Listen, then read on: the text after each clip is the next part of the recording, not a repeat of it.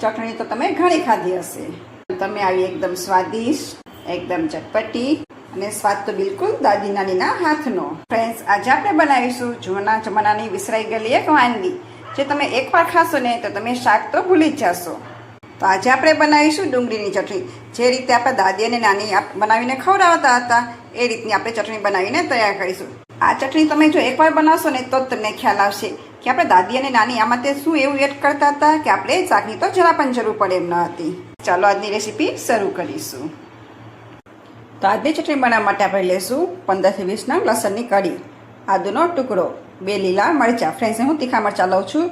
જો તમને તીખું પસંદ ના હોય તો તમે મોળ મરચું પણ લઈ શકો છો. સાથે લીધા છે 3 નંગ ડુંગળી અને 1 ટમેટું.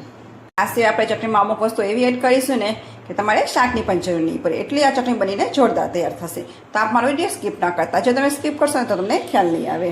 તો આપણે ખાંડણી લેશું, તેમાં બધું લસણ એડ કરી દઈશું. સાથે એડ કરી દઈશું આદુનો ટુકડો. પછી આપણે એડ કરીશું મગફળીના બી. ફ્રેન્ડ્સ, અહીં મેં કાચા મગફળીના બી લીધા છે. જો તમારે શેકીને લેવા હોય તો પણ તમે લઈ શકો છો, પણ આપણે આ ચટણી ઇન્સ્ટન્ટ બનાવીએ છીએ એટલે હું અહીં કાચા મગફળીના બી લઉં છું. અને સાથે એડ કરીશું 1 ચમચી આખું જીરું. હવે આને આપણે બધું અધકચરું ખાંડી લેશું. ફ્રેન્ડ્સ, આ ચટણી જો તમે એકવાર બનાવશો ને તો તમે બીજી બધી ચટણી તો ભૂલી જ જશો, કેમ કે આજની આપણે ચટણી જે બનાવીને તૈયાર કરીશું ને તે આપણા દાદીમાં ને નાનીમાં જ્યારે બનાવતા હતા એ વખતેની આ ચટણી બનીને તૈયાર થશે. તો ફ્રેન્ડ્સ, મગફળીના બી એને બધું સરસ એવું ખંડાઈ ગયું છે. ફ્રેન્ડ્સ, હું તમને નજીકથી બતાવીશ કે આપણે આ મગફળીના બી ને લસણને કેવી રીતના વાટવાના છે, એટલે કે ખાંડવાના છે. તમે જોઈ શકશો આ રીતના અધકચરા રાખવાના છે. જો રીતના અધકચરું ચટચા રાખશો ને તો તમને ચટણી ખાવામાં ખૂબ જ મજા આવશે. તો આને થોડીક વાર માટે સાઈડ પર રાખી દઈશું. આપણે ડુંગળી, ટમેટા અને મરચાંને કટ કરી લઈશું. તો ટમેટાને થોડીક વાર માટે સાઈડ પર રાખી દઈશું. અને સૌથી પહેલાં આપણે ડુંગળીને કટ કરી લઈશું. રીતના આપણે ડુંગળીને સ્લાઇસમાં કટ કરીશું, કેમ કે આને આપણે ચોપરમાં ચોપ કરીશું. જો તમારે ઝીણી સમારી હોય તો તમે હાથે સાવ ઝીણી એવી સમારી શકો છો. તો ડુંગળી આપણે કટ કરી લીધી છે. તો એ જ રીતે આપણે મરચાંને પણ કટ કરી લઈશું. તો આ ઉપરનો ભાગ છે તેને આપણે તો મરચાંને પણ આવી રીતના આપણે મોટા મોટા ટુકડામાં કટ કરીશું. આજની ચટણી થોડીક સ્પાઇસી હશે ને તો તમને ખાવામાં મજા આવશે. તો જેમ બને એમ તમારે થોડાક તીખા મરચાં લેવા. જો મોળું મરચું લેશો તો તમારે લાલ ચટણી પાવડર છે તે થોડોક તીખો એડ કરવો પડશે. તો આ બધાને આપણે ચોપરમાં એડ કરી દઈશું ને તેને સરસ એવું ચોપ કરી લઈશું. તો આપણે ચોપ કરી લઈશું. તો ફ્રેન્ડ્સ, તમે જોશો કે ડુંગળી અને મરચાં સરસ એવા ચોપ થઈ ગયા છે. તો આને આપણે સાઈડ પર રાખી દઈશું. તો ફ્રેન્ડ્સ, આપણે ટમેટાને કટ કરી લઈશું. આપણે એને ચોપરમાં ચોપ નહીં કરીએ, કેમ કે જે મેં ટમેટું છે તે દેશી ટમેટું છે. ચોપરમાં ચોપ કરશું ને તો તે સાવ છૂંદો થઈ જશે. તો તેને આપણે હાથેથી જ કટ કરી લઈશું. અહીં આપણે મીડિયમ સાઇઝના ટુકડા કરવાના છે, એકદમ મોટા પણ નહીં, સાવ નાના પણ નહીં. કેમ કે દેશી ટમેટા હોય તે થોડા નરમ હોય છે, એટલે કે પોચા હોય છે. તમારે જો બીજા ટમેટા લેવા હોય તો પણ તમે લઈ શકો છો. તમને દેખાડીશ. આ રીતના આપણે ટુકડા કરવાના છે. તો આખું ટમેટું આપણે આ રીતના કટ કરી લઈશું. ટમેટા આપણા કટ થઈ ગયા છે, તેને સાઈડ પર રાખીશું અને વાસણ લેશું. હવે આપણે તેમાં બધા ટમેટા એડ કરી દઈશું.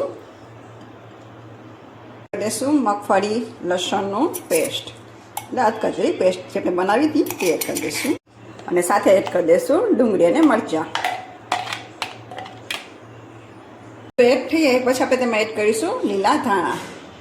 તમે લીલા ધાણાનું પ્રમાણ થોડું વધુ રાખશો ને તો તમારી ચટણી ખૂબ જ સ્વાદિષ્ટ બનીને તૈયાર થશે. આપણે થોડાક મસાલા કરી લઈશું. તો તેમાં લઈશું હળદર પાવડર, અડધી ચમચી ધાણા જીરું પાવડર અને 1 ચમચી કાશ્મીરી લાલ મરચું પાવડર. જો તમારી પાસે ના હોય તો તમે રેગ્યુલર મરચું પણ લઈ શકો છો. પછી આપણે એડ કરીશું સ્વાદ પ્રમાણે નમક. નમક તમે તમારા સ્વાદ અનુસાર વધુ ઓછું કરી શકો છો. ફ્રેન્ડ્સ, પછી આપણે એડ કરીશું અડધી ચમચી ખાંડ. અહીં ઓપ્શનલ છે, જો તમને પસંદ ના હોય તો તમે તેને સ્કીપ પણ કરી શકો છો. પછી એડ કરીશું અડધા ફડા લીંબુનો રસ. ફ્રેન્ડ્સ, અહીં થોડું લીંબુનું બી આવી ગયું છે, તેને આપણે દૂર કરી લઈશું. આપણે બધું હલાવીને સરસ એવું મિક્સ કરી લઈશું.